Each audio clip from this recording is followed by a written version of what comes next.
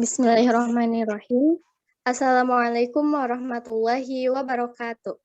Kami dari kelompok 6 dari mata kuliah Kimia Unsur Utama akan mempresentasikan mengenai golongan ke-16 dan senyawanya yang beranggotakan Diana Elda Safitri sebagai penyaji, Rima Sonaya sebagai penyaji, Siti Sarah sebagai penyaji, Yunia Rafita Barkah sebagai penyaji, dan saya Zulfan Nindiatama sebagai moderator dan penyaji. Baik, untuk pembahasan di presentasi kali ini ada 4 ya teman-teman. Yang pertama, sumber dan sejarah ditemukannya unsur golongan 16. Kemudian yang kedua, sifat fisik dan sifat kimia unsur golongan ke-16. Dan yang ketiga, kelimpahan unsur golongan ke-16. Dan yang terakhir, kegunaan dan manfaat unsur golongan 16. Nah, untuk penyampaian materi yang pertama akan disampaikan oleh Diana mengenai sumber dan sejarah ditemukannya unsur golongan ke-16. Kepada Diana dipersilahkan. Baik, terima kasih Zulfa. Saya akan menjelaskan atau memaparkan tentang sejarah ditemukannya unsur golongan 16 ini. Unsur yang pertama dalam golongan ke-16 ini ada oksigen yang dilambangkan dengan huruf O. Jadi oksigen itu ditemukan oleh Carl Wilhelm Scheele. Ia adalah seorang ahli obat dari Uppsala. Selain Carl Wilhelm Scheele, ada seseorang lagi yang menemukan oksigen yaitu Joseph Priestley pada tahun 1774. Menurut Carl Wilhelm Scheele, ia menghasilkan oksigen itu dengan cara memanaskan raksa oksida dan berbagai nitrat. Ia itu menyebutkan gas oksigen itu dengan sebutan udara api. Karena gas itu adalah satu-satunya gas yang diketahui yang dapat mendukung pembakaran.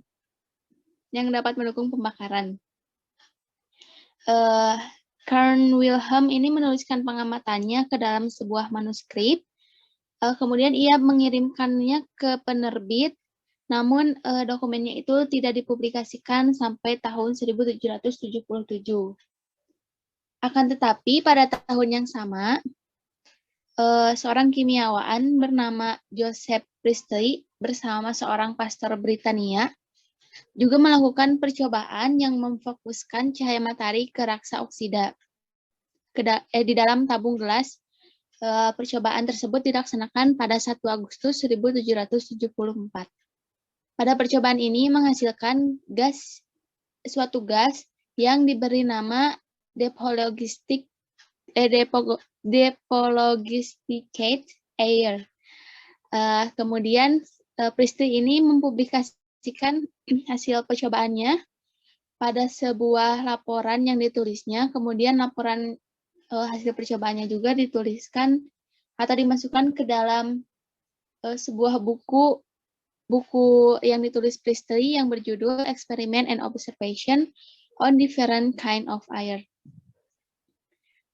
Akan tetapi untuk yang menemukan atau yang memikirkan tentang nama oksigen ini adalah Anthony Laurent Lavoisier. Menciptakan istilah oksigennya itu pada tahun 1777. Yang penamaan ini berlandaskan pada penemuan atau percobaan yang telah dilakukan oleh Carl dan Priestley. Slide selanjutnya. Unsur yang kedua yaitu ada belerang yang dilambangkan dengan huruf S.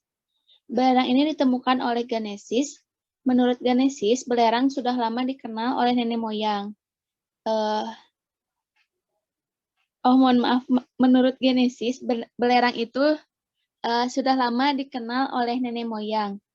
Akan tetapi, untuk penemu lebih jelasnya lagi, belerang ini tidak diketahui secara pasti karena diduga belerang ini sudah ada sejak zaman prasejarah. Namun, Unsur belerang yang ditemukan dalam meteorit itu ditemukan oleh R.W. Wood yang mengusulkan bahwa terdapat simpanan belerang pada daerah gelap di kawah Aristarchus. Selanjutnya, unsur yang ketiga adalah selenium atau yang dilambangkan dengan Se. Selenium ini ditemukan oleh Berzelius. Berzelius ini menemukan selenium ini bergabung bersama unsur tellurium.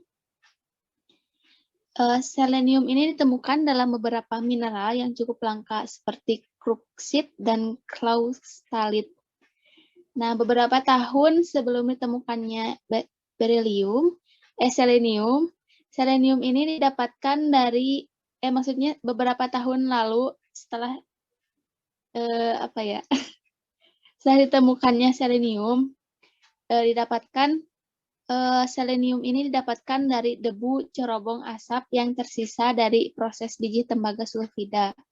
Akan tapi sekarang kebanyakan pembuatan selenium ini di seluruh dunia dihasilkan dari pemurnian kembali logam anoda dari proses elektrolisis tembaga. Selenium ini diperoleh dari memasang endapan hasil elektrolisis dengan soda atau asam sulfat, atau dengan meleburkan endapan tersebut dengan soda dan niter. Slide selanjutnya.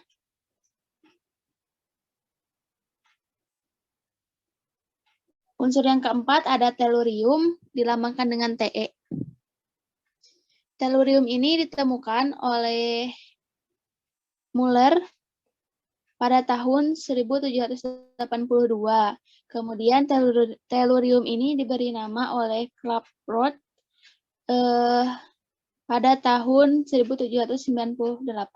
Penamaan tellurium ini setelah dilakukannya isolasi, kan Muller ini melakukan percobaan dan menghasilkan sebuah sampel. Nah, sampel tersebut itu diisolasi oleh Klaproth ini, dan kemudian si Klaproth ini memberi nama unsur tersebut itu tellurium gitu. Kemudian unsur yang kelima itu polonium, dilambangkan dengan Po. Unsur polonium juga dikenal sebagai radium F, yaitu unsur yang pertama ditemukan oleh Marie Curie pada tahun 1989. Unsur ini ditemukan ketika sedang mencari penyebab radioaktivitas secara mineral Pittsburgh atau mineral uranium dari geoasymptal bihomia. Dalam elektroskop menunjukkan bahwa pemisahannya dengan bismut. Kemudian polonium juga dinamakan berdasarkan negara asalnya, yaitu Polandia. Polonium adalah unsur alam yang sangat jarang ditemukan, karena biji uranium hanya mengandung sekitar 100 mikrogram unsur polonium per tonnya. Selanjutnya.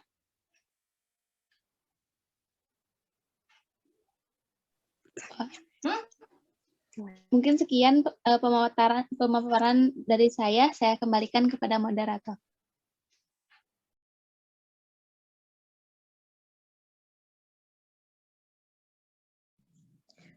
Baik, terima kasih kepada Diana yang telah memaparkan materi yang pertama. Nah, baik teman-teman, untuk materi selanjutnya mengenai sifat fisik dari unsur ke-16 yang akan disampaikan oleh Rima saya. Kepadanya dipersilahkan.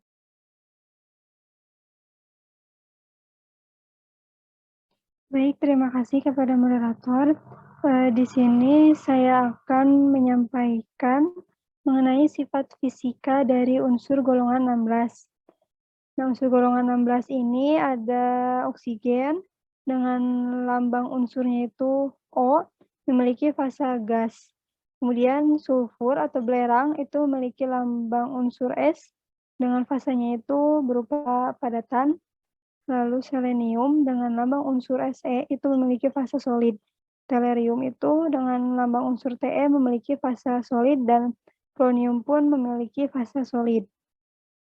Nah, untuk titik leburnya itu oksigen memiliki titik lebur pada suhu 218,79 derajat Celcius. Dan untuk sulfur itu memiliki titik lebur 115,21 derajat Celcius. Lalu untuk selenium itu memiliki titik lebur 221 derajat Celcius, tellurium 449,51 derajat Celcius, dan untuk polonium itu memiliki titik lebur yang paling tinggi yaitu itu 254 derajat Celcius. Lalu untuk titik didihnya, oksigen memiliki titik didih yang paling kecil, yaitu 182,95 derajat Celcius. Lalu untuk sulfur, itu titik didihnya dari oksigen ke sulfur itu meningkat, yaitu 444,6 derajat Celcius. Kemudian untuk selenium, itu 685 derajat Celcius. Dan untuk tellurium itu 988 derajat Celcius.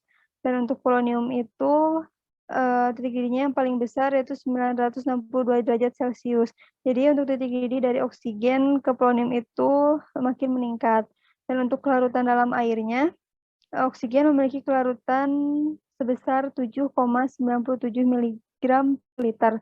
Dan untuk selenium itu memiliki kelarutan dalam airnya sekitar 38,4 gram per 100 ml pada suhu 20 derajat Celcius. Boleh next.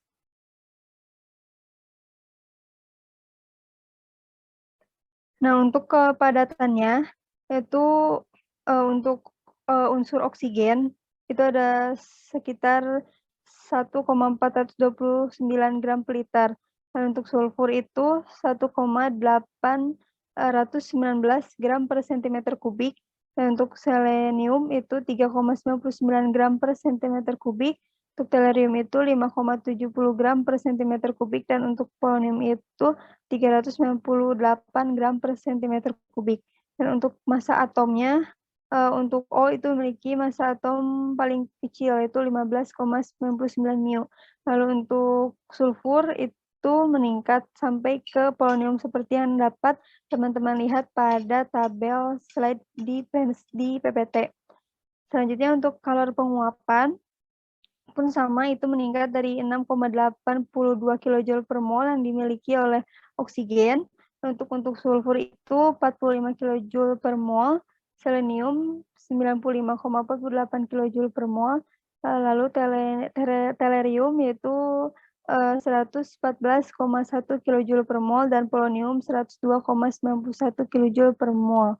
Dan untuk nomor atomnya, O memiliki nomor atom 8, sulfur atau belerang memiliki nomor atom 16, selenium memiliki nomor atom 34, lalu Te atau tellurium itu memiliki nomor atom 52, dan polonium itu memiliki nomor atom 84.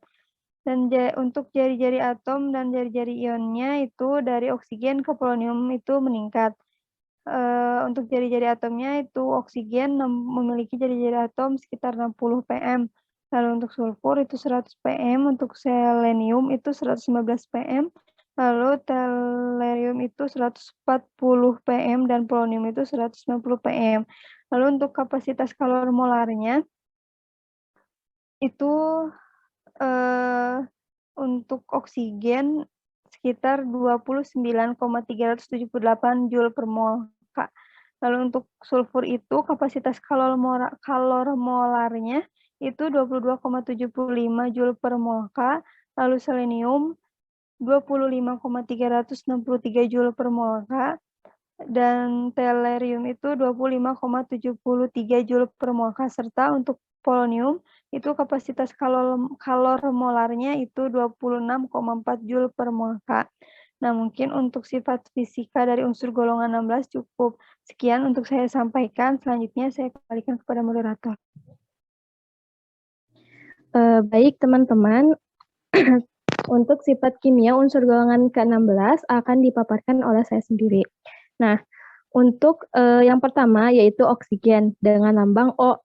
Nah, oksigen ini membentuk senyawa dengan semua unsur kecuali gas-gas mulia ringan. Biasanya oksigen itu bereaksi dengan logam membentuk ikatan yang bersifat ionik dan bereaksi dengan bukan logam, membentuk ikatan yang bersifat kovalen sehingga akan membentuk oksida. Dan ada beberapa macam oksida. Yang pertama yaitu oksida asam, yaitu oksida dari unsur non-logam dan oksida unsur blok D dengan bilangan oksidasi besar. Kemudian yang kedua ada oksida basa, dengan air membentuk basa. Nah, yang ketiga, untuk yang ketiga itu oksida amfoter. Oksida ini dapat bereaksi dengan asam atau basa. Dapat teman-teman lihat ya untuk persamaan kimianya di layar PPT yang tersedia. Next. Nah, untuk yang kedua itu belerang. Nah, belerang ini berlambangkan S. Belerang itu memerlukan 2 elektron lagi untuk mencapai konfigurasi S2P4 dari gas mulia. Jika belerang bereaksi dengan logam, maka belerang itu bertindak sebagai penerima elektron. Belerang ini mudah bereaksi dengan semua unsur kecuali emas, platinum, dan gas mulia. Nah, reaksi ini pada belerang seperti yang pertama ada yaitu belerang dengan logam. Belerang ini akan bereaksi lebih kuat dengan logam. Contohnya besi. Nah, untuk yang kedua, reaksi ini dengan non-logam. Nah, belerang ini akan bereaksi dengan karbon panas membentuk karbon disulfida. Kemudian yang ketiga, belerang ini bereaksi dengan oksigen membentuk oksida gas yaitu SO2 dan SO3. Nah, ada lagi ya selanjutnya belerang bereaksi dengan halogen membentuk belerang monoklorida dan belerang heksafluorida. Kemudian, bila gas hidrogen itu dialirkan dalam bentuk gelembung-gelembung melalui belerang yang meleleh, maka akan terbentuk gas hidrogen sulfida. Next. Nah, untuk yang ketiga, selenium atau dengan lambang Se. Nah, selenium ini merupakan unsur kimia non-logam. Aktivitas kimia dan sifat fisika selenium itu menyerupai sulfur dan tellurium. Nah, unsur ini terdapat dalam sejumlah bentuk alotropik dengan yang paling populer, yaitu bubuk merah amorf, bentuk kristal merah, dan bentuk kristal abu-abu metalik yang disebut selenium. Nah, bentuk terakhir ini menghantarkan listrik lebih baik dalam cahaya daripada dalam gelap dan digunakan dalam fotosel. Nah, untuk yang kedua, itu selenium akan terbakar di udara dan tidak bereaksi dengan air, tetapi larut dalam asam nitrat, pekat, dan basa kuat. Kemudian yang ketiga, selenium itu ketika berada dalam tanah tidak bereaksi dengan oksigen, maka unsur ini relatif stabil. Nah, selenium yang stabil ini itu dan tidak larut dalam air, tidak terlalu beresiko bagi organisme yang lainnya.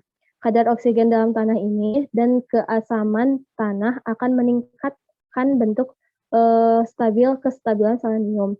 Nah, yang keempatnya, tanah pertanian yang sering diberi pupuk memiliki kandungan selenium sekitar 400 mg per ton, karena unsur ini itu terdapat dalam pupuk fosfat. Next.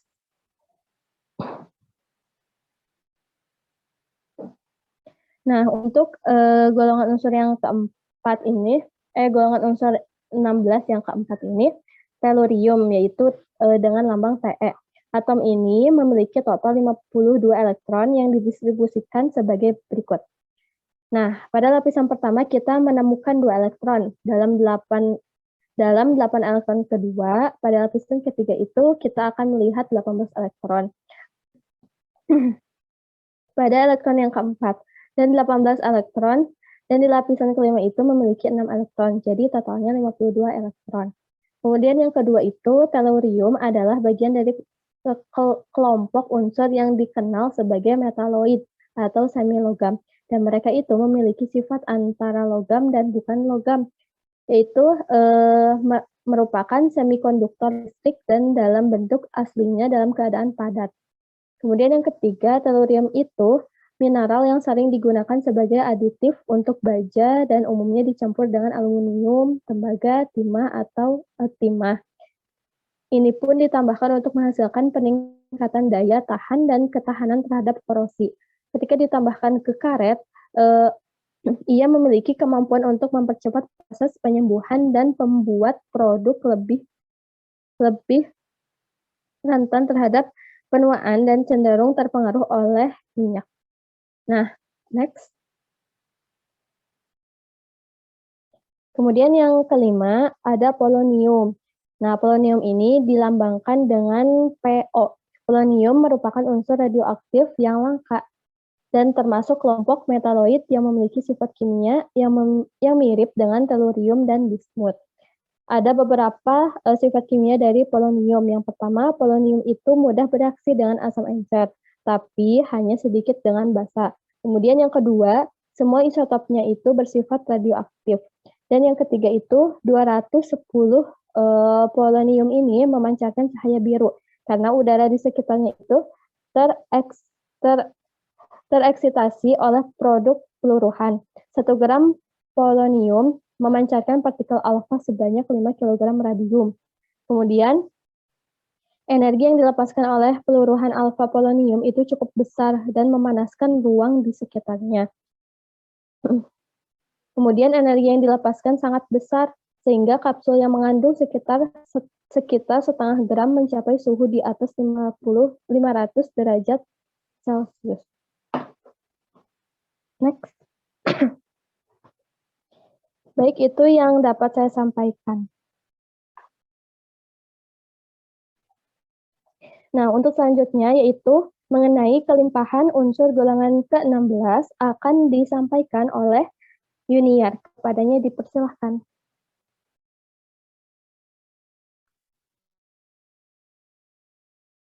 Baik, selanjutnya yaitu kelimpahan unsur golongan 16.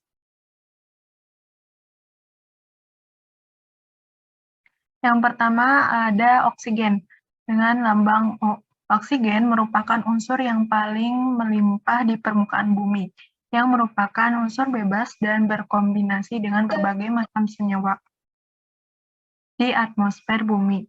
Tersusun oksigen sebanyak 23%, 46% pada litosfer, dan lebih dari 85% dalam hidrosfer. Oksigen merupakan unsur gas menyusun 21% volume atmosfer dan diperoleh dengan pencairan dan penyulingan bertingkat. Atmosfer Mars mengandung oksigen sekitar 0,15% dalam bentuk unsur dan senyawa. Oksigen mencapai kandungan 49,2% berat pada lapisan kerak bumi, sekitar 2/3 tubuh manusia, dan 9/10 air adalah oksigen. Selanjutnya,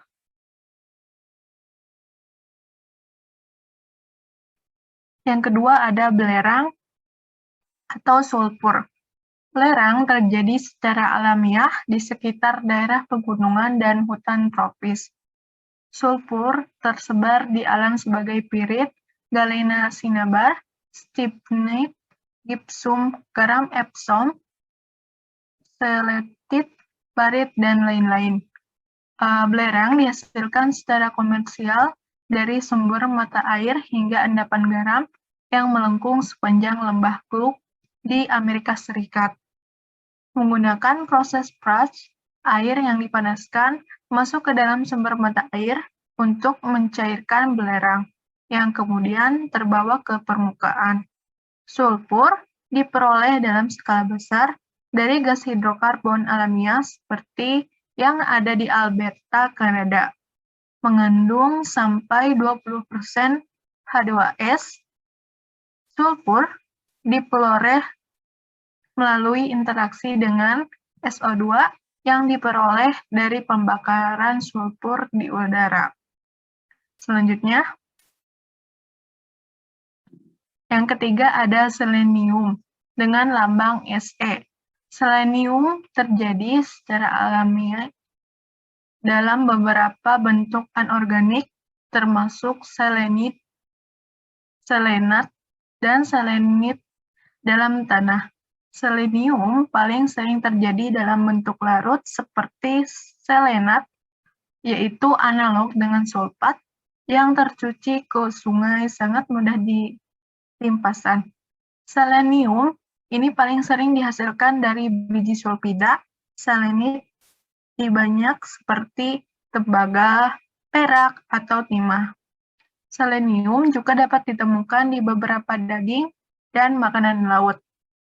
Hewan yang memakan biji-bijian atau tanaman yang tumbuh di tanah kaya selenium memiliki tingkat yang lebih tinggi selenium di dalam otot mereka. Selanjutnya,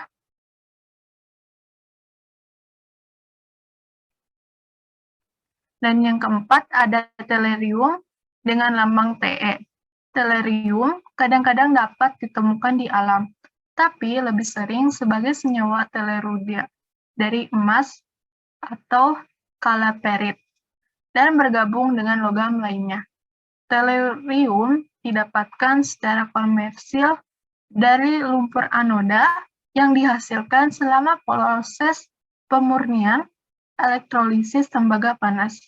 Ada 30 isotop tellurium yang telah dikenali, dengan massa atom berkisar antara 108 hingga 137.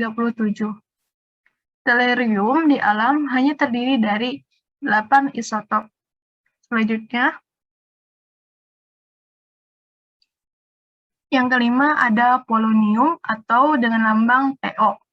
Polonium adalah unsur alam yang sangat jarang. Dalam biji uranium hanya mengandung sekitar 100 mikrogram unsur polonium per tonnya. Ketersediaan polonium hanya sekitar 0,2% dari radium. Para ahli menemukan bahwa ketika menembak bismut alam, yaitu 209 Bi dengan neutron, diperoleh 210 Bi yang merupakan induk polonium. Sejumlah miligram polonium dapat dihasilkan dengan menggunakan tembakan neutron berintensitas tinggi dalam reaktor nuklir. Polonium adalah unsur yang sangat jarang di alam. Jumlah elemen ini terjadi dalam batuan yang mengandung radium. Selanjutnya, saya kembalikan kepada moderator. Baik, terima kasih kepada Yuniar yang telah menyampaikan materi mengenai kelimpahan unsur dari golongan ke-16. Nah, untuk selanjutnya mengenai kegunaan dan manfaat unsur golongan ke-16 akan disampaikan oleh Siti Sarah. Kepada Siti Sarah dipersilahkan. Baik, terima kasih kepada moderator yang telah memberikan saya kesempatan. Pada kesempatan kali ini saya akan menjelaskan mengenai kegunaan dan manfaat unsur golongan 16. Yang pertama yaitu ada unsur oksigen. Unsur oksigen ini salah satunya berfungsi sebagai menggerakkan sistem pernapasan. Oksigen sangat diperlukan oleh makhluk hidup untuk bernapas. Oksigen dan makanan yang ada di dalam tubuh kita bergabung untuk menghasilkan energi, uap air, dan karbon dioksida. Energi yang dihasilkan tadi berguna sekali untuk menggerakkan kerja organ tubuh. Sedangkan H2O dan karbon dioksida merupakan sisa dari proses pernapasan dan akan dikeluarkan oleh tubuh. Selain itu, kegunaan atau manfaat dari oksigen ada membantu sistem peredaran darah dan memaksimalkan daya ingat. Nah, di bidang industri, ada 100 juta ton oksigen diekstraksi dari udara untuk keperluan industri setiap tahun melalui 2 metode utama.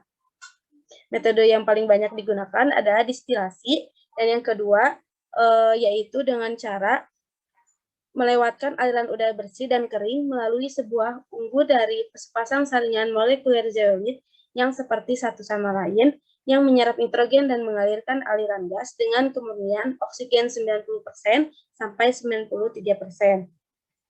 Unsur selanjutnya yaitu belerang atau sulfur. Nah, di dalam dunia farmasi, manfaat belerang sudah lama digunakan untuk mengatasi beberapa masalah, terutama masalah kulit. Belerang ini bisa bertindak sebagai zat keratolitik yang merupakan yang dapat mengelupaskan kulit mati. Fungsi belerang yang lain untuk kulit seperti pembunuh bakteri, jamur, dan parasit seperti tungau kudis.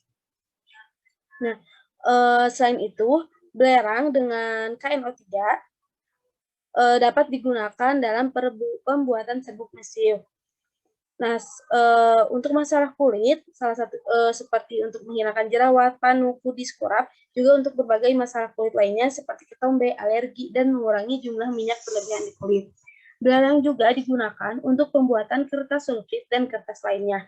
untuk mensterilkan alat pengasap dan untuk memutihkan buah kering. Belerang ini merupakan insultor yang baik. Selanjutnya, selenium.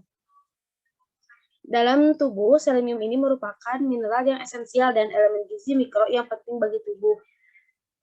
Fungsi dari selenium ini untuk sebagai sistem imun, sistem tiroid, kardiovaskular, dan dalam melawan stres oksidatif. Fungsi selenium untuk tumbuhan yaitu telah dibuktikan bahwa peneliti menemukan bahwa aplikasi pupuk selenium pada tanaman selada menurunkan akumulasi timbal dan kadmium. Selanjutnya, selenium ini berfungsi untuk produksi kaca. Penggunaan komersial terbesar dari selenium sangat besar. Kemudian, unsur selanjutnya yaitu tellurium. Pada jumlah kecil, unsur ini bisa menyebabkan penurunan aksi korosif asam sulfat dalam baterai dan untuk meningkatkan kekuatan dan kekerasan timbal. Tellurium juga digunakan sebagai pewarna dalam keramik dan kaca.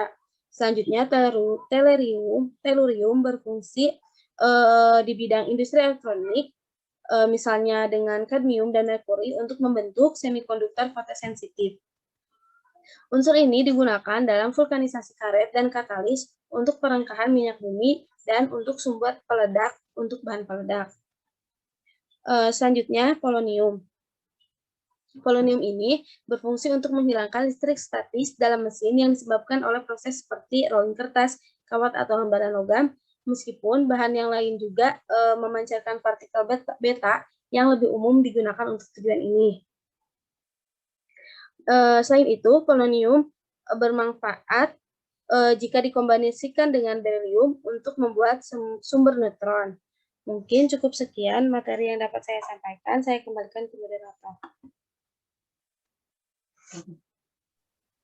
Baik, terima kasih kepada Siti Sarah yang telah memaparkan mengenai kegunaan dari golongan unsur ke-16. Nah, alhamdulillahirrahmanirrahim. Baik teman-teman semuanya, terima kasih. Sekian presentasi dari kelompok 6. Mohon maaf bila terdapat banyak kesalahan. Semoga apa yang telah kami sampaikan dapat dipahami khususnya untuk kami semuanya dan umumnya untuk teman-teman yang telah menyaksikan. Nah, mohon maaf bila terdapat banyak kekurangan. Wabillahi taufiq wal hidayah. Wassalamualaikum warahmatullahi wabarakatuh.